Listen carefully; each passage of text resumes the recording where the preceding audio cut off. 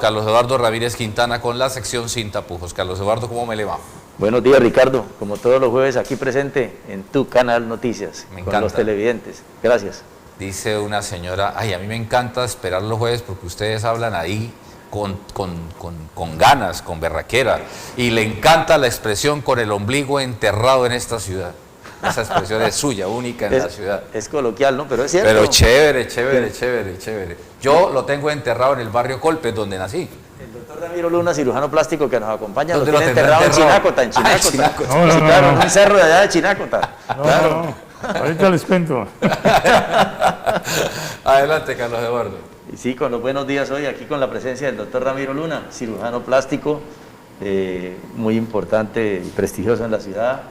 Es diputado, ex senador, una persona que conoce de los temas que realmente nos afectan. Por eso lo invitamos, como siempre, para dialogar sobre todos los aspectos que tienen que ver con el desarrollo de la región, que realmente pasa por muchas dificultades. El editorial dice así: han pasado 22 días de protestas que debieron ser pacíficas, pero que tristemente se salieron de control y trajeron consigo vandalismo y bloqueos. 22 días de incertidumbre y desesperanza para los que se sienten afectados, sus ingresos por cuenta del virus y ahora de las protestas sin fin. Afortunadamente en la ciudad quienes protestan hacen uso del derecho, pero en un marco de respeto y cordialidad, sin afectar el devenir de los demás. Resulta irónico pensar que los desmanes y bloqueos que tuvieron como flaco argumento la reforma tributaria del gobierno Duque los afecten a ellos. Ninguno de los que detentan los resortes del poder, elegidos o nombrados, se sienten tocados en sus intereses. Los afectados son los que trabajan por el día a día, el vendedor de frutas y verduras que no recibe la carga en Senabastos para comerciar como la hace a diario, o el microempresario que con un pequeño negocio genera un par de empleos, pero agotó los ahorros por cuenta de la pandemia, y ahora el paro lo sepultó económicamente, o el taxista que no tiene a quien transportar porque simplemente no hay pasajeros. Ojalá se desarmaran los espíritus y se encontraran consensos, cosa difícil porque este incendio no se prendió solo y hay quienes lo alimentan para que siga ardiendo y así afectar la institucionalidad sin importar costos económicos y de salud por cuenta del virus que nos afecten en el inmediato futuro. ¿Qué decir ahora que el presidente Duque le pide a gobernadores y alcaldes que asuman sus responsabilidades y actúen de acuerdo a sus competencias para ayudar a paliar la crisis? Se perdió tiempo y espacio. El presidente viene a Cúcuta y los congresistas que sepamos nunca se unen para solicitar se atienda a la región en la solución de tantos problemas. Por ahí algunos escarceos propios de un periodo preelectoral donde se habla de volver a Cúcuta un distrito especial. Olvida el congresista de Marras que en el Senado se canta en un coro y no de solista. Qué bueno fuera, como decía un empresario cucuteño ya fallecido. Hoy tenemos al doctor Ramiro Luna Cunde. Él nos acompaña para dialogar sobre estos aspectos y vamos a comenzar.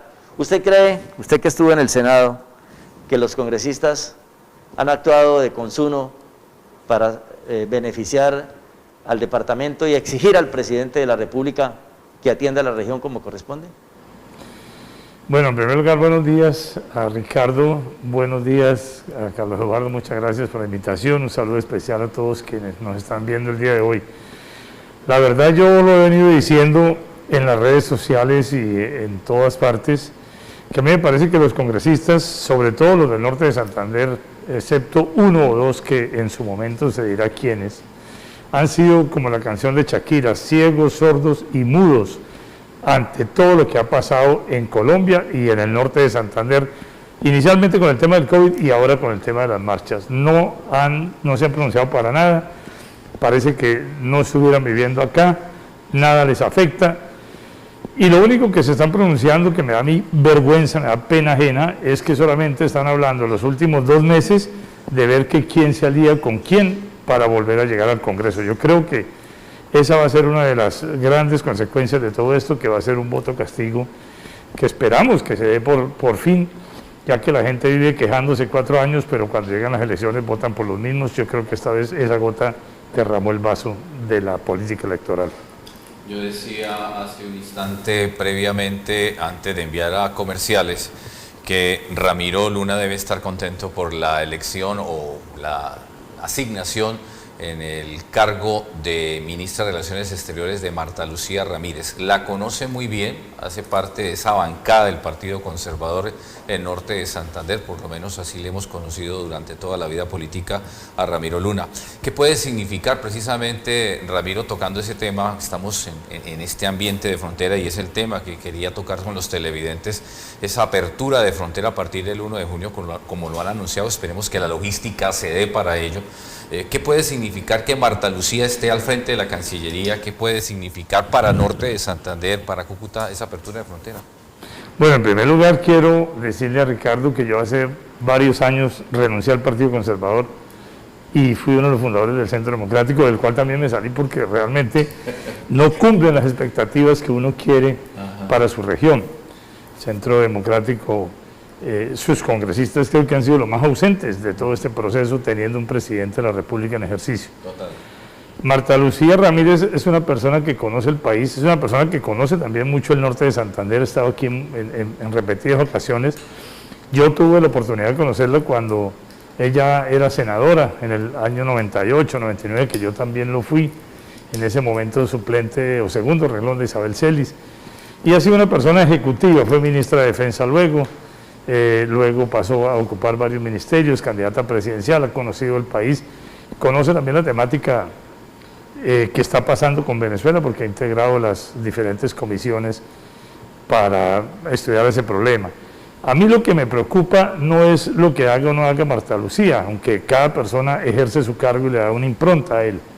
A mí lo que me preocupa es la política del presidente Duque sobre la migración y sobre las relaciones con Venezuela. A mí me parece que ha sido muy laxa, a mí me parece que se dedicó a recibir a cuanta persona llegara y nos enviaran, inclusive desde el lado de Venezuela a Colombia, sin tener una contingencia para atenderlos en materia de salud, en materia de refugio, en materia de alimentación, en materia de seguridad, en materia sanitaria.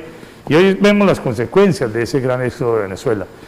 Ahora la apertura de fronteras aquí en Cúcuta es diferente a lo que puede pasar o lo que puede golpear, digamos, a los demás sectores de Colombia, a las demás regiones de Colombia.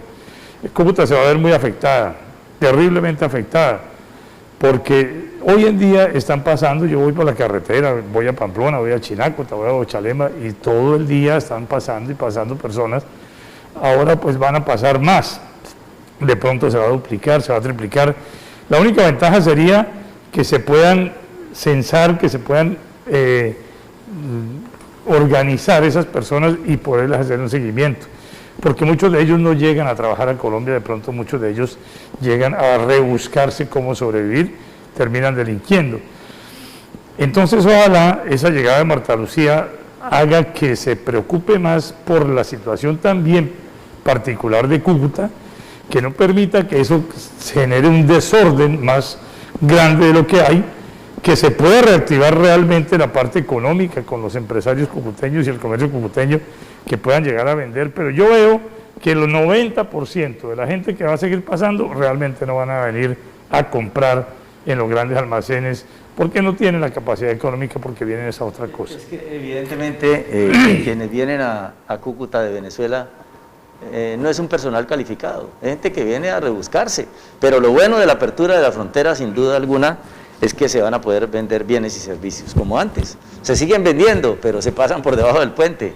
Entonces, qué bueno que la gente pueda venir a comprar, porque esto es una vitrina que vende a Colombia, indudablemente. Carlos y Ramiro y televidentes, también hay que ver cómo va a recibir esto el gobierno de Maduro, ¿no? Siempre han estado lastimadas esas relaciones entre Bogotá y Caracas, y no sé, por lo menos podemos abrir la frontera, pero no sabemos allá si puede permitir que pasen los camiones, recibir el libre comercio. Señor, en fin. Además esto tiene, yo no creo que haya tránsito de vehículos, pero esto tiene otro ingrediente, ¿no? Y es el de la pandemia. Sí. Imagínese usted los controles que hay que tener para eso, usted que es médico, Ramiro, eso no va a ser fácil, ¿no? Oye, sí. Sí, precisamente ese era el otro punto. De un lado, aclarar que en el decreto inicial que se va a estudiar, se está estudiando para hoy, mañana, por parte del gobierno, se dice que la apertura será peatonal. O sea, no va a haber tránsito vehicular, camiones, gandolas, simplemente las personas que vayan a pasar caminando Y por otro lado, el impacto que esto va a llevar en cuanto a la pandemia acá en Cúcuta va a ser muy grave. A los televidentes, algo muy rápido, y es que Colombia está pasando por un tercer pico, ¿no? Como ustedes lo saben. Ayer hubo 17.000 casos y pico, casi 18.000 casos, hubo más de 500 muertos. En Colombia, las UCI en Bogotá, Medellín, Barranquilla están por encima del 90. 500 muertos diarios, son 15.000 al mes, Sí, imagínense. es terrible, ya Colombia está llegando a 85.000 muertos hoy en día. Las UCIs en las ciudades capitales más grandes ya están en el 98%, y en Cúcuta va subiendo, estamos hoy en el 76% de la ocupación de UCIs. ¿Qué va a pasar en Cúcuta? Si ustedes recuerdan, Cúcuta siempre ha ido como un mes atrás de los picos de Colombia. Es decir, el pico en Cúcuta está empezando en este momento.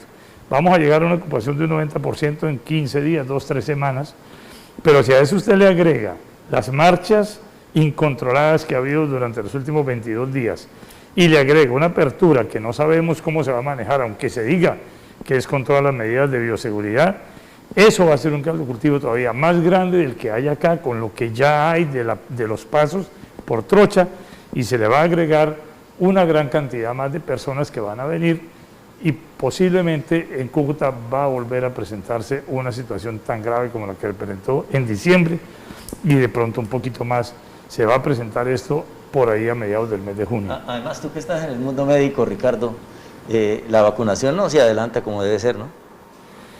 La vacunación en Colombia va muy lenta. Yo he visto que hay un proceso de vacunación muy lenta. A día de hoy se han aplicado 7.850.000 dosis, que equivale más o menos a vacunar 5 millones de personas. Inició demasiado lenta, ahora ha tratado de coger un ritmo, ese ritmo volvió y se frenó con el tema de las marchas. Los marchantes, no digo yo los marchantes espontáneos, sino los organizadores detrás de las marchas, han hecho todo tipo de bloqueos, entre los cuales se han bloqueado también la llevada de las vacunas a los diferentes centros de población. Ya han perdido la cadena de frío. Claro, es que recuerde que la vacuna llega porque tiene que llegar a Bogotá o Barranquilla en avión, y ahí se distribuye a todo el país. Si usted quiere vacunar a una persona en Bucaracica, tiene que llevarla por tierra. Ajá. Y si está cerrada la carretera, esa vacuna se daña, y así multiplíquela por todos los 1.000 y pico de municipios del país. Es una actitud proterva de los organizadores. Entonces, lo que buscan es afectar la institucionalidad, no otra cosa. Exacto. Y entonces, en materia de vacuna, pues eso también la acabo de frenar. Si llevamos 5 millones de personas, la vacuna empezó el 12 de febrero de este año, y estamos marzo, abril, mayo, llevamos 3 meses con 5 millones, y tenemos que llegar a 35 millones en total. Faltarían 6 veces esa cantidad, es decir, podemos estar durando a este paso por lo menos hasta marzo, abril del año entrante, para llegar al 70% de los colombianos, que es la inmunidad de rebaño. Sí. Entonces, aquí hay que acelerar realmente la vacunación, y ojalá la gente esta que organiza el paro entienda eso, porque está perjudicando al pueblo colombiano. Al final siempre es el pueblo colombiano, el mismo que sale a marchar, que la mayoría de las veces no sabe por qué está marchando, es el que termina perjudicado con todas esas acciones. Y como les decía hace un ratico cuando mostramos la gráfica, no sé si la podamos retomar, mi estimado Heinz, la gráfica COVID-19, cómo van las cosas. En cualquier momento el puesto de mando unificado de Norte de Santander va a dictaminar cierre a todos los norte santanderianos y cucuteños. Puede ampliar el toque de queda no solamente para las 12 de la medianoche, sino puede ser a las 8 de la noche hasta las 5. Ya por lo menos opera desde las 12 de la medianoche hasta las 5 de la mañana todos los días. Los fines de semana desde las 10 de la noche hasta las 5 de la mañana, y ley seca. Mire las cifras, Ramiro. ¿Cómo las ven? Terrible. Las implicaciones que eso tiene, ¿no, Ricardo y Ramiro? Si hacen ese cierre desde las 8 de la noche, imagínense si pueden resistir los comerciantes. No. ¿Se acuerda que entrevistamos aquí a los representantes de Asobares y de los restaurantes de la ciudad? No resisten, no pueden resistir, han estado gastando los ahorros. Ramiro ha estado muy acucioso en redes sociales con datos, consejos, con videos y demás. Ramiro, a uno lo desespera esto, ¿no? O sea, uno quiere como ayudar a que la gente tome conciencia, a que no es que el policía me vea, el alcalde me vea con o sin tapaboca y que me va a levantar un comparendo. No, es que la gente tome conciencia, Ramiro. Sí, esa debió ser la primera la primera acción a tomar y lo que La disciplina social. Que debe hacer el colombiano, pero Claro. eso no se hizo nunca, no se logró.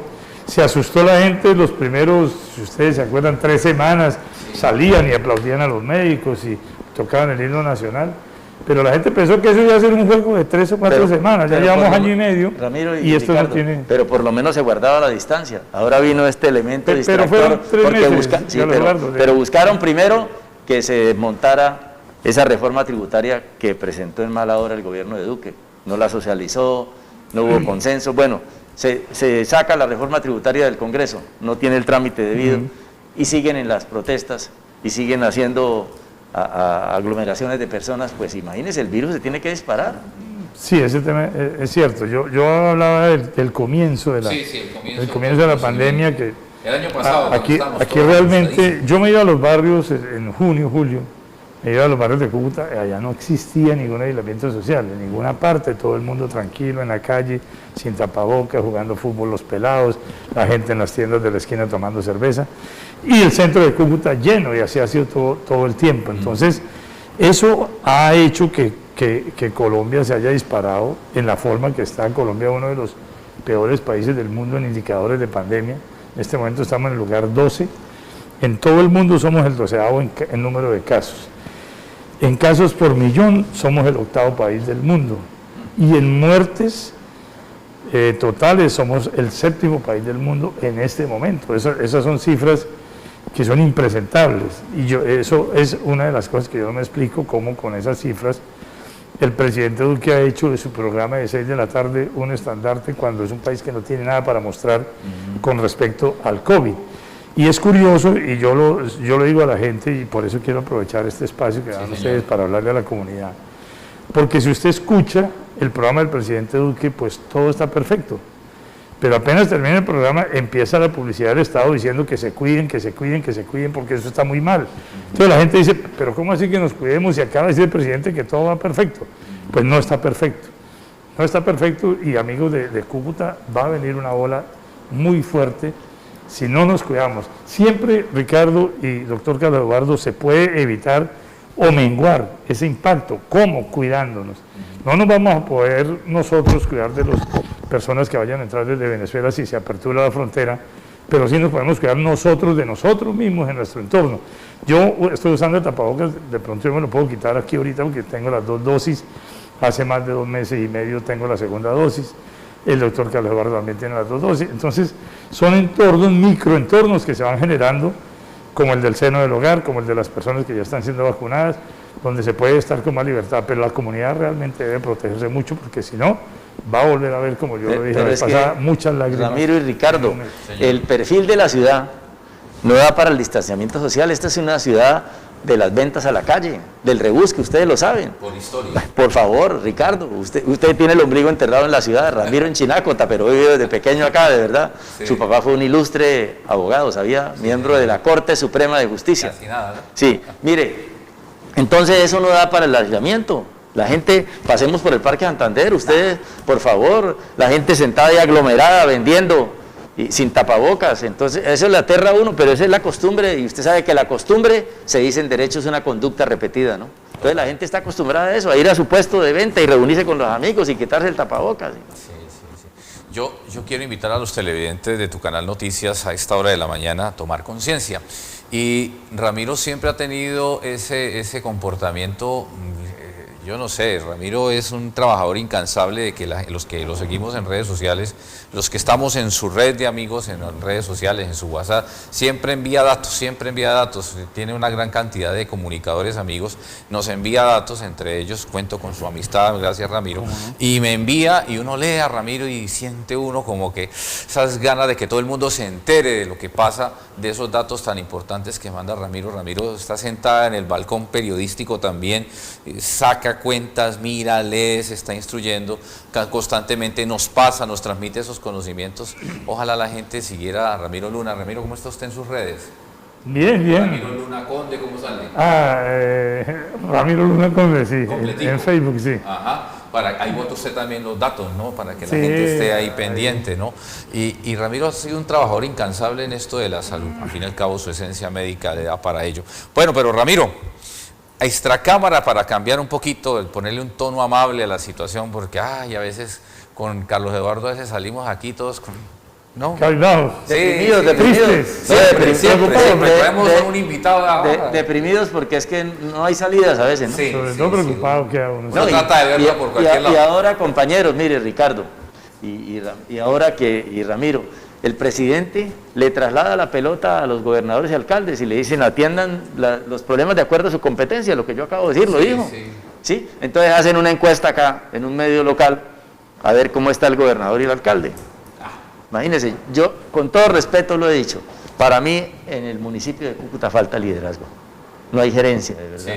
El alcalde tiene que enderezar el rumbo, sobre todo participar, hacerse sentir, Ricardo, porque es que en la medida en que no se sienta, la ciudad sigue pasando ingentes problemas, y si esto de la pandemia se acelera, imagínense, y los paros continúan. Sí, yo quería cambiar un poquito el contexto de la nota periodística, de la entrevista. Esta cámara dijimos que la frase que más nos encanta de Carlos Eduardo es tener el ombligo enterrado en la ciudad. Si usted tiene el ombligo enterrado en su ciudad, seguramente aprecia un poquito la tierra donde usted nació. Ramiro decía, de eso quiero hablar. ¿Por qué quiere hablar del ombligo enterrado? ¿Cómo es eso? Porque yo tengo el ombligo enterrado en varias partes. ¡Ah, no! ¿Cómo así? Sí. Mi papá es de Cucutilla, toda la familia Luna Gómez son de Cucutilla, nacidos en Cucutilla, fueron 17 hermanos criados allá. Y desde muy pequeños íbamos a Cucutilla, mi papá nos llevaba. Y la familia de mi mamá es de Chinácota. Entonces mi mamá, mi abuelo, todos son de Chinácota. Y también desde muy pequeños íbamos a Chinácota. Yo nací en Cúcuta, entonces tenemos aquí una parte del ombligo en Cúcuta y los otros dos allá. Un saludo. Lo único que me faltó fue tener algún pariente muy cercano en Ocaña para estar cubierto. Ramiro, un saludo muy especial a dos hermanos tuyos, a Álvaro, a quien conozco mucho, abogado prestigioso penalista, y a Saúl, mi buen amigo, ¿no? Sí, mi gran amigo, sí, cirujano plástico también. Sí. Saúl Luna Conde, sí, claro. Claro, Ramiro, cirujano de la clínica médica El Duarte, el director estuvo acá, ¿se acuerdan? Sí, claro, estuvo por aquí. Sí. Ramiro, cuando estamos hablando de esa situación de afecto por todos estos municipios que usted acaba de nombrar, lógicamente se generaliza todo un norte de Santander que usted lo tiene bien dibujado. Fue diputado del departamento, senador, segundo renglón de Isabel Celis. Todo el periodo de Isabel Celis estuvo al frente de esa responsabilidad de ser senador de la República. Ese bicho político siempre le ha picado a usted, ¿no? Desde el 82 o antes, ¿no? ¿Y ahora qué? ¿Qué pasa? Ahora vienen elecciones. Desde antes, desde que estaba en la barriga, desde que tenía el ombligo. Mucho, sí. Desde que tenía el ombligo puesto con la barriga. Y en la universidad fui el presidente del Consejo Estudiantil allá de la Facultad de Medicina del Rosario, como desde el tercer semestre. No me diga más. Pero yo nunca pensaba en la política, y menos en la política tradicional, porque uno de joven, pues sí, tiene que ser...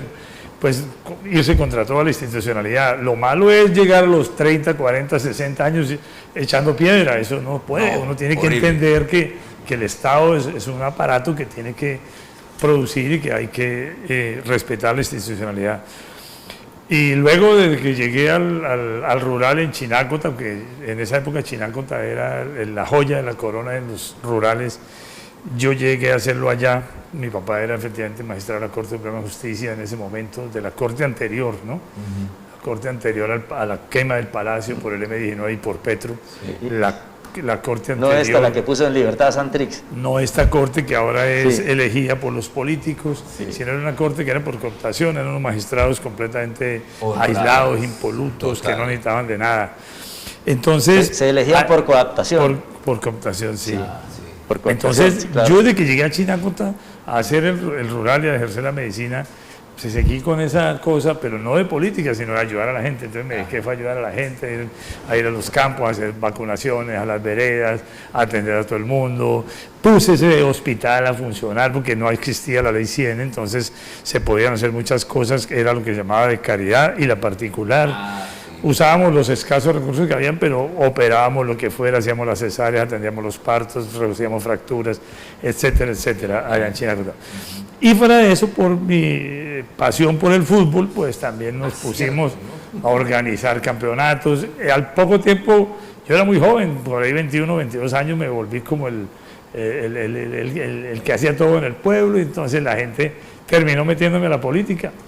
Y tantos amigos de mi papá y toda la familia de mi mamá, etcétera, terminé metido en la política allá en Chinacota.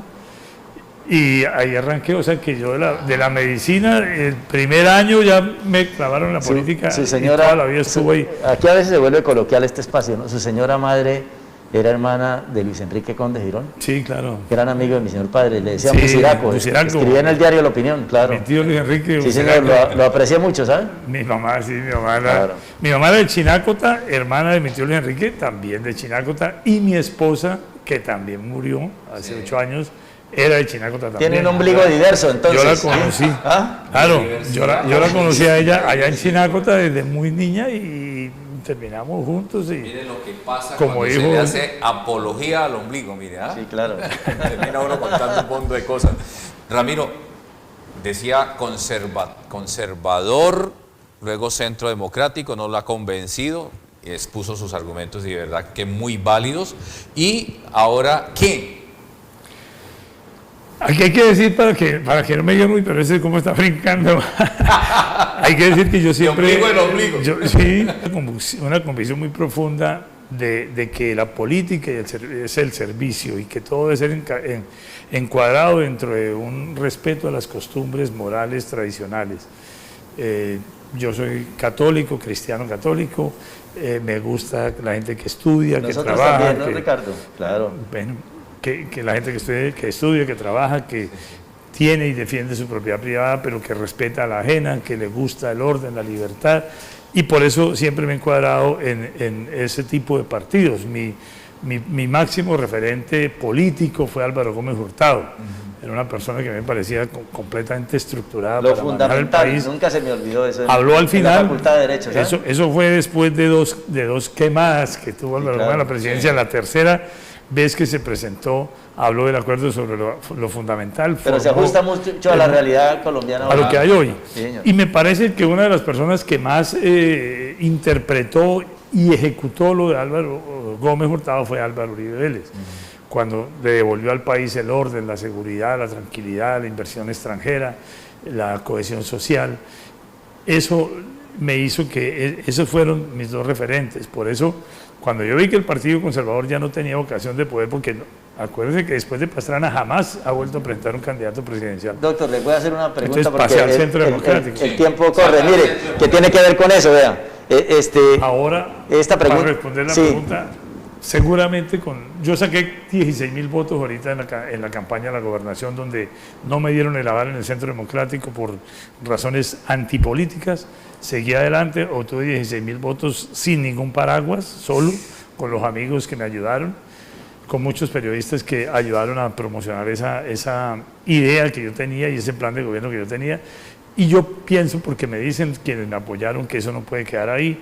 Esos 16.000 votos vamos a trabajarlos. Es una voz diferente, es una voz que no está en los estamentos políticos, que vamos en contra de la política actual y de los políticos actuales, pero teniendo cuidado de que no caiga Colombia en un comunismo como el de Venezuela.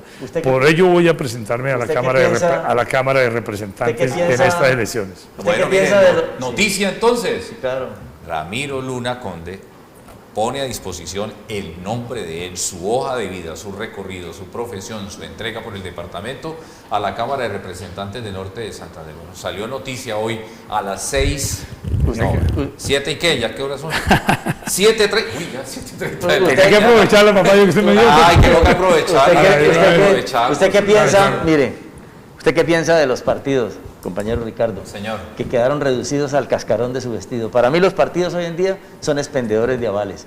Usted que pasó por el partido conservador fuerte, robusto, Cuando hoy, era el señor cuando era, partido, sí, claro, cuando eran los partidos, Sí, ¿sí? sí, sí. Yo también participé en la política, fui concejal de Cúcuta 3 veces, claro. ¿sí? Entonces, uno entiende que esos partidos expedían avales, pero eran partidos sólidos. Hoy en día son partidos que pertenecen a un grupo, de verdad, y ese grupo es el que expide los avales y no los dejan entrar allí. ¿Usted qué piensa de eso?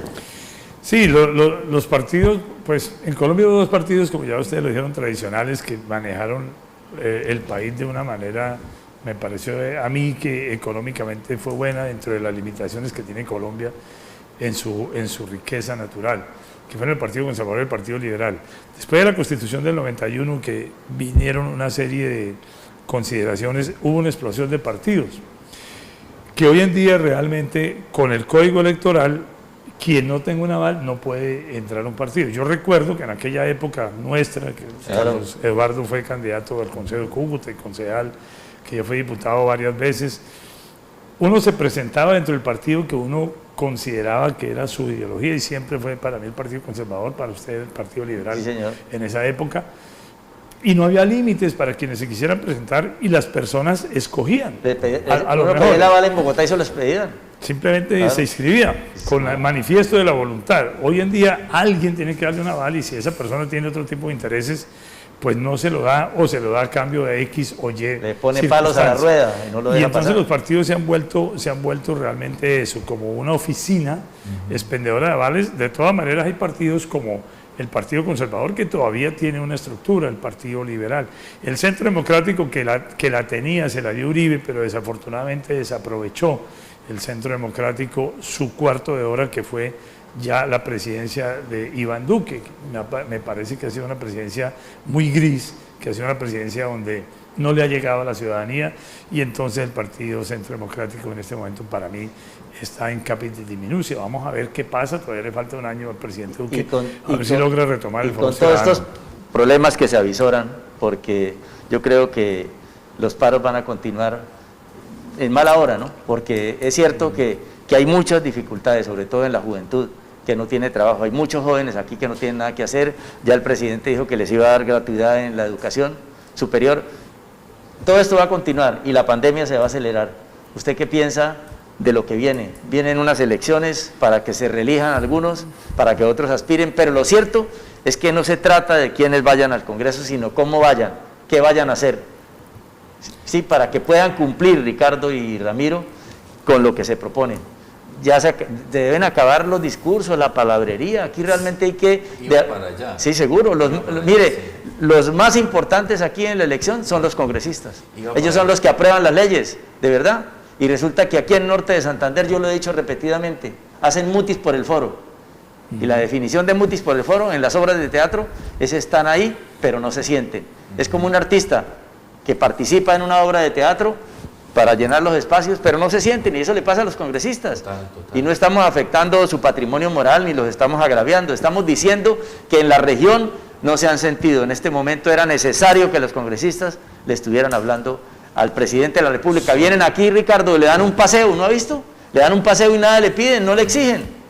Un congresista se iba a amarrar en las puertas del Hospital Erasmo Meós para pedirle al presidente de la República que giraran los 60.000 millones que le deben al hospital por cuenta de los venezolanos que vienen acá. ¿Se acuerda que sí, por los 80.000 por lo menos, Ricardo? Sí. Eso nos lo dijo aquí el director del hospital, Tonino Bota, que le debían 60.000 entonces, por lo menos 80.000. Y un congresista iba a hacer eso. Por favor, si ellos están en el foro es el Congreso, donde el arma es la palabra. Díganle al presidente, y cuando viene aquí, se reúnen con él y se toman una foto, pero no le dicen nada. A propósito de ese tema, teníamos invitado a Jairo Humberto Cristo vía virtual, vía videollamada. No sé qué pasó con Jairo, así que para quienes le tengan ahí cerquita, díganle que nos quedamos esperando. Le enviamos el link del contacto con nosotros y vamos a hablar de esos temas aquí con Ramiro Luna y con Carlos Eduardo Ramírez Quintana.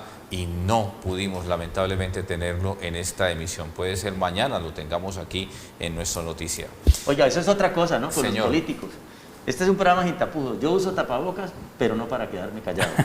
le quiero decir, no, de verdad es cierto, una de los problemas que tienen los políticos de hoy es que yo nací en la política, Ricardo. Sí, mi padre fue concejal de Cúcuta no sé cuántas veces. Le llamaban el Consejo Admirable. Fue diputado a la Asamblea. Fue el ponente de la creación de la Universidad Francisco de Paula Santander. Yo conozco el poder desde que era un niño. Y le cuento que entonces, y Ramiro me va a decir si es cierto o no, no eran distantes los políticos, atendían. Mi padre siempre me dijo, si quiere tener éxito... Y trabajaban al gratín, ¿no? Sí, señor. Si quiere tener éxito, los concejales eran honorarios. Los congresistas y los diputados ganaban. Pero mire, una vez me dijo, si quiere tener éxito en la vida pública, un instante siquiera para todo el mundo. Llame a un congresista, llame a un concejal, ¿sabe que tienen todos asesores? Llame a un secretario de despacho, le voy a pasar el asesor para que el asesor le diga si tiene tiempo. Por favor, llame a un concejal de un pueblo y el alcalde Entonces le dice, no, llame a mi asesor de prensa, por favor, ¿eso Sí, qué es? sí, sí. Por favor, No, y bájenle el muchas- tono, sí, aterricen. A veces tiene más poder No. el que le lleva la carpeta al no, político, ¿no? no caminan, Siempre. levitan. Espere, porque es que el doctor... Claro, no, usted que fue jefe de prensa, no camina, levitan, Sí, levitan. Mire, bájenle unos escalones al ego, eso les ¿Cómo conviene. es que se llama? Usted me hace recordar. Porque- Uno que tiene Edgar Díaz, un chiquitico, un señor, ay, se me olvida el nombre. Sí. Todo el mundo hasta le lleva dulces, pipas, regalos de Navidad, de Año Nuevo al señor, bueno, alguien que me lo escriba, por favor, al señor fulano de tal, porque es que el que está en la puerta del Club del Comercio, dependiendo de él, le cae bien o no, al señor lo hace seguir para que hable con Edgar Díaz. Hágame el favor. Mire, ese asesor no le ayuda para nada. Exactamente. Se vuelve una talanquera. No Se deja- vuelve como el vigilante en el puesto de salud, en el claro. hospital o en la clínica que permite el acceso sí o no, no el deja, que hace el triaje. no deja llegar a la gente. El que no Entonces deja. da la impresión de que el poder, en vez de ayudarlos para que se les sirvan a la gente, lo que pasa es que los engolosina, los empalaga. Ramiro, con esto que estamos hablando, tan complicada, tan convulsionada esta época, inclusive para hacer política, ¿cómo piensa usted hacerla cuando estamos en plena pandemia, con todo lo anteriormente expuesto? ¿Cómo se va a manejar un político y más aún usted ¿Cómo va a llegar? que digamos va a ser nuevo Sí. en el nombre de muchos jóvenes sobre Oiga, todo que no saben ¿Qué es históricamente cierto, quién es Ricardo? Ramiro? ¿Cómo le va a llegar a la gente? ¿Qué le Sí. va a decir? ¿Qué cuento le va a echar? Ya que nos dijo a las 7:30, unos minutos atrás, que iba a ser candidato qué cuento le va a echar a la gente? Cámara, ¿Ah? ¿cómo va a ser eso?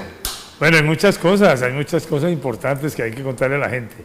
El cómo, inicialmente, bueno, primero tengo ya una tranquilidad, que tengo las 2 vacunas completas, debo tener inmunidad, lo cual me va a permitir ir a los diferentes municipios y regiones del norte de Santander, los diferentes barrios de Cúcuta, sin peligro de contaminar o de contaminarme, pero obviamente con todas las medidas de bioseguridad, a pesar de la vacuna. Eso es lo primero, porque duramos un año encerrados donde no podíamos salir, podíamos de pronto salir a trabajar, pero no ir a las comunidades. Segundo, las redes sociales van a tener que ejercer un papel muy importante en esto, los medios de comunicación.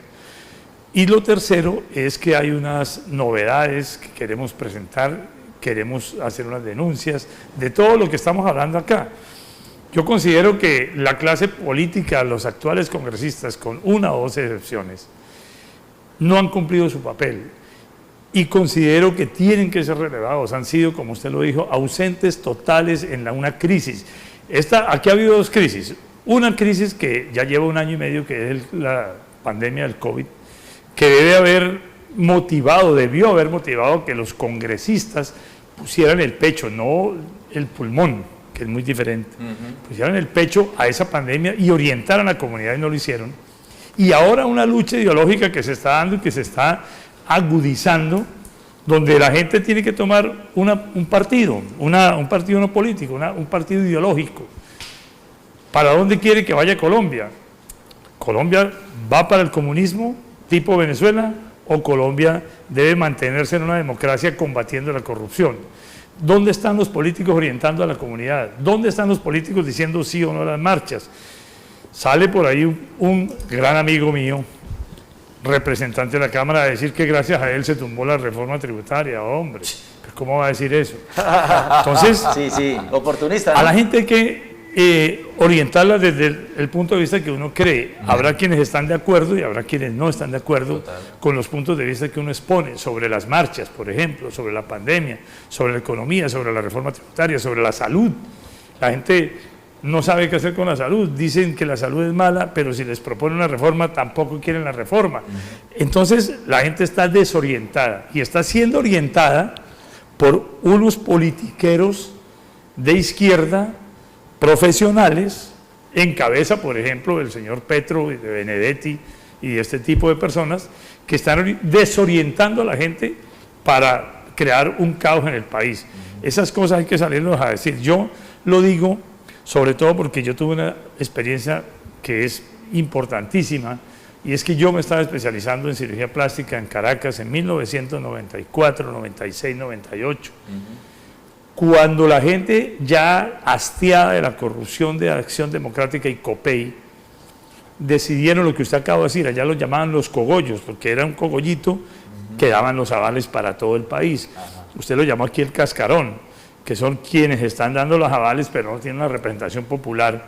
Y como lo decía yo ahorita, solamente están hablando para decir, es que yo me voy a aliar con fulano, otro que no ha hecho nada tampoco. Entonces, el cogollo, ¿qué va con el cogollo? El cogollo se llamó allá. Entonces, en Venezuela, desafortunadamente, esa reacción popular contra esos partidos y esos cogollos terminó eligiendo un remedio mucho peor que la enfermedad, que fue el comandante Hugo Chávez, que terminó imponiendo luego a Maduro y que terminó llevando a Venezuela a esa miseria en la que hoy está sumida. Pero ¿sabe a quién lo enfrentaron? A una reina de belleza. Hágame el favor. Sí, que era Irene Sáenz. Por favor. Irene Sáenz empezó la cosa cuando Caldera soltó a Chávez. Yo estaba allá en Venezuela y yo le decía a los amigos míos, a los compañeros, hombre, ojo con Chávez. Está bien que acabe la corrupción, pero no caigan en eso. Chávez es un populista demagógico y comunista. Y eso ya es otro cuento muy diferente, donde viene un caudillismo que se va a entronizar a la fuerza, o a las buenas o a las malas, en el poder, y nos va a llevar a una depresión económica. Yo le digo a los que me están mirando, Ricardo y Carlos Eduardo, Colombia no tiene la riqueza que tiene Venezuela. Y Venezuela duraron 10, 15 años en quebrar. La Colombia está quebrada en 4 años. Apenas salgan los inversores y cierren las empresas, nosotros nos quebramos y vamos a ir todos a la miseria. Entonces, no podemos cambiar lo que hay por una cosa peor. Hay que combatir la corrupción muchísimo. De acuerdo. Hay que cambiar a los congresistas de hoy, porque ellos son los que aprueban las leyes. Eso es otra cosa. Mire, la corrupción. Resulta que hablan de no aumentar el presupuesto para más empleos y más contratos, más asesores. Y resulta que es lo que han hecho. Entonces, por favor, los políticos no se pueden contradecir. Ahí en el Congreso de la República están aprobando unas leyes para incrementar los trabajadores en la Procuraduría y en la Contraloría General de la República. Amigos, nos vamos a las 7:30 cuando yo dije la hora abrí los ojotes, tras de que los tengo pequeñitos los abrí grandotes, ¿no? Porque es la hora de terminar el noticiero. Nos hemos extendido 20 minutos, hágame el favor, pero bueno, el personaje lo amerita, hoy el invitado lo amerita. Vamos a seguramente en una nueva oportunidad vamos a tener a Ramiro para que nos cuente cómo va eso, cómo va ese cabezazo que se va a pegar, hablando en términos futbolísticos, como el que le encanta el fútbol, hincha del Cúcuta Deportivo y demás. Bueno, Ramiro, Carlos, muchas gracias. No, Ricardo, y es bueno decirle a la gente que nosotros aquí lo hacemos con absoluta independencia. ¿Y no tenemos, sí señor, sin rayas, normas ni medidas, pero aquí no tenemos ningún propósito de tipo proselitista, porque la política es el arte de gobernar.